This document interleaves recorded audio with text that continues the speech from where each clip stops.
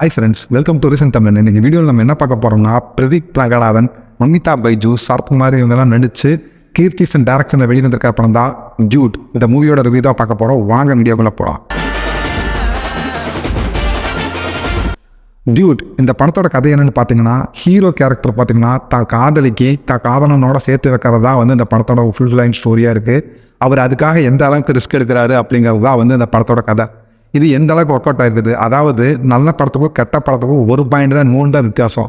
ஆனால் இந்த படத்தில் பார்த்தீங்கன்னா அந்த ஒரு நூல் மிஸ் ஆயிடுச்சோ அப்படிங்கிற மாதிரி ஒரு ஃபீல் வந்துச்சு.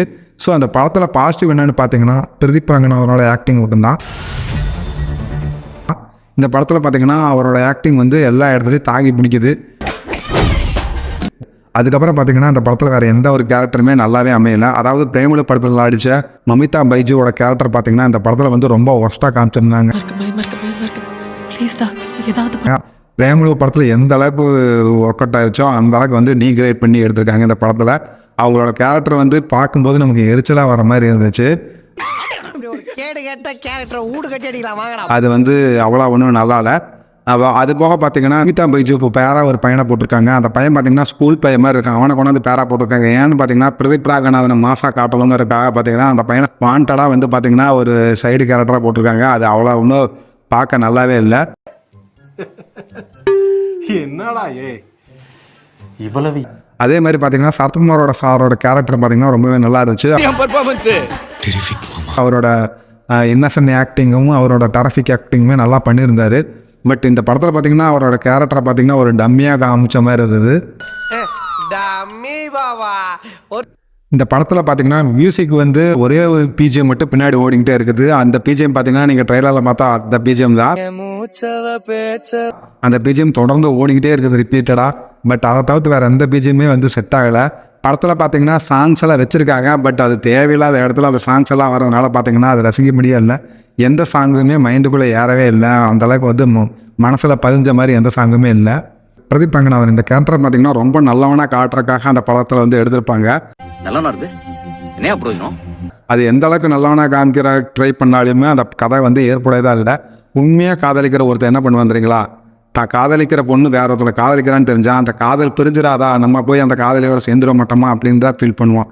அதே ஒரு வேளை அவங்க 2 பேர்த்துக்கு கல்யாணமே ஆயிடுச்சுன்னு வச்சுக்கோங்களேன், இவங்க 2 பேரும் டைவர்ஸ் வாங்கிக்கிற மாட்டாங்களா, எப்படியாவது அந்த காதலி நம்மளை சேர்த்துக்க மாட்டாளான்னு தான் ஒரு உண்மையான காதலை ஃபீல் பண்ணுவான். அதே மாதிரி பார்த்தீங்கன்னா இவங்க 2 பேரும் உண்மையாக காதலிக்கிறாங்க, நல்லாவே வாழ்ந்துட்டு இருக்காங்க அப்படின்னு நினைக்கும் போது கூட இவன் செத்தர மாட்டானா, அந்த காதலி கூட நம்ம சேர்ந்துட மாட்டான் தான் உண்மையான காதல் நினைப்பான்.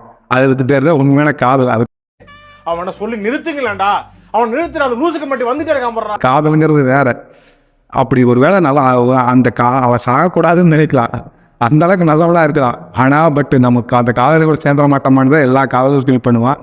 அதையெல்லாம் உடச்சி தகுதியாக்கி நான் நல்லா வந்தான் அப்படின்னு காட்டுறதுக்காக பிரதீப் ரங்கநாதனோட கேரக்டர் எடுத்திருப்பாங்க. அது அவ்வளோ ஒன்றும் ஏற்புடையதான் இல்லை. லவ் டுடே படத்தில் சொல்கிற மாதிரி, நான் கெட்டவன் தான்டா, நான் ரொம்ப கெட்டவில்லை அப்படிங்கிற மாதிரி, நான் நல்லா வந்தான்டா அதுக்காக ரொம்ப நல்லா இல்லை அப்படிங்கிற மாதிரி தான் இருந்துச்சு. நான் அவ்வளவு நல்லவில்லை. இந்த படத்தில் ஒரு சீனில் பிரதீப் ரங்கநாதனுக்கு டாக்கு ஊருக்கு அடிபட்டுரும்.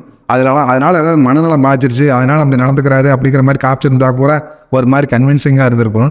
பிரதீப் ரங்கநாதன் கிட்ட சொல்லிட்டாங்க போல, நீங்கள் தான் அடுத்த சூப்பர் ஸ்டார் மாதிரி நீங்கள் மாசம் ஸ்டைலாக பண்ணுங்க அப்படின்னு சொல்லி தொடர்ந்து ஸ்டைல் பண்ணுறேன்னு சொல்லி எல்லாத்தையும் செல்ஃபி எடுக்கிறதுக்கு ஸ்டைலு, OnePlus மொபைலுக்கு ஒரு அட்வர்டைஸ்மெண்ட்டு, அதே மாதிரி பால் பாக்கெட் உடச்சா ஒரு ஸ்டைலு, பாக்கெட் பாலுக்கு ஒரு விளம்பரம், சாக்லேட் சாப்பிட்டா ஒரு ஸ்டைலு, டேரி மில்க் ஒரு விளம்பரம்னு படம் முழுக்க விளம்பரமாக நடிச்சு கொடுத்துருக்காரு பிரதீப் ரங்கநாதன். இன்னும் ஒரு பையனும் வேண்டா வெறுப்பா கல்யாணம் பண்ணிக்கிட்டான். அந்த கல்யாணத்தை தடுத்து நிறுத்துறது ஓகே, தாலிக்கு எந்த மரியாதையும் இல்லை. படத்தோட கதையில் பார்த்தீங்கன்னா ஒரு தாலி கட்டிக்கிற வரைக்கும் ஓகேவாக இருந்துச்சு. சரி ஓகே, தாலி கட்டிக்கிட்டாங்க. அதுக்கப்புறம் அடுத்த நாள் பாஸ்போர்ட் எடுத்துட்டாங்க, வெளிநாடு அனுப்பிட்டாங்க. அந்த இதோட முடிச்சிருந்தா படம் சூப்பராக இருந்திருக்கும். அதுக்கப்புறம் இவங்க எங்கேயாவது வெளிநாடு போயிட்டு அதுக்கப்புறம் ஏதாவது பிரச்சனை நடக்கிற மாதிரி காமிச்சிருந்தா கூட படம் ஒர்க் அவுட் ஆகியிருக்கும். இவங்க புள்ள கொட்டி வைக்கிற வரைக்குமே அவன் கூடயே இருப்பானாமா, அந்த எந்த ஃபீலிங்கும் இருக்காது. அவனுக்கு எவ்வளோ ஃபீலிங் இருக்கு, அவன் பாதியிலே செத்துருப்பாங்க படத்தில். பிரதீப் ரங்கநாதோட கேரக்டர் ரியலாக இருந்துச்சுன்னா அந்த பாதியிலேயே அவன் செத்துருப்பான், மக்கையாக இருப்பான். அவனால் அதை தாக்கு பிடிக்க முடியாது. அது எவ்வளோ ஒரு பெயின் தெரியுங்களா. அதை ஆனால் அந்த பெயினை பிரதீப் ரங்கநாதன் காமிச்சிருப்பார். பட் இருந்தால் கூட அது அவ்வளோ தாங்கணுமா அப்படிங்கிற மாதிரி இருந்துச்சு. அதாவது பிரதீப் ரங்கநாதன் பார்த்தீங்கன்னா ரொம்ப நல்ல வராமல் அவர் யாராவது பொண்ணு கண் கலங்கிருச்சுன்னா அந்த பொண்ணுக்காக என்ன வேணால் பண்ணுவாங்க. கிளைமேக்ஸ் சீனில் பிரதீப் ரங்கநாதனுக்கு ஒரு ஜோடியாக ஒரு கேரக்டர் கேட்டவாங்க. எப்பயுமே ஒரு பொண்ணு மேலே காதலை ஒரு அஃபெக்ஷனாக வந்து அதுக்கப்புறம் கல்யாணம் பண்ணுறது வேறு, இல்லை அரேஞ்ச் மேரேஜுங்கிறது கூட ஓகே. இவர் பிடிக்காதாமா, ஆனால் கடைசியாக கல்யாணம் பண்ணி கட்டி பிடிச்சி போகிறாமா. இது வந்து எந்த காலத்தில் இருக்கிறீங்கன்னு எனக்கு தெரியல. அது போக பார்த்தீங்கன்னா அந்த படத்தில் வந்து அடிக்கடி கார் துப்பிகிட்டே இருப்பாங்க. ஆனால் அந்த படத்தை பார்த்த பிறகு எனக்கு கார் துப்பணும் போலயே தோணுச்சு. படம் பார்க்க போனவனு காலையெல்லாம் வந்து பூ சுற்றி அனுப்பிவிட்டானுங்க. அதாவது இந்த தீபாவளிக்கு பார்த்தீங்கன்னா எப்படி எல்லோரும் இந்த படத்தை போய் பார்க்க போகிறீங்க. அதாவது ஜெட்டுக்கு பிடிக்கலாமா என்னமோ, அதாவது எங்களை மாதிரி 90s கிட்ஸ்க்கு வந்து இந்த படம் வந்து அவ்வளோ ஒன்றும் பிடிக்கல. இந்த படத்துக்கு பார்த்தீங்கன்னா என்னோட ரேட்டிங் பார்த்தீங்கன்னா 10க்கு 5 கொடுப்பேங்க. இந்த வீடியோ உங்களுக்கு பிடிச்சிருந்துச்சுன்னா லைக் பண்ணுங்கள், ஷேர் பண்ணுங்கள், மறக்காமல் சப்ஸ்கிரைப் பண்ணுங்கள். Thank you friend.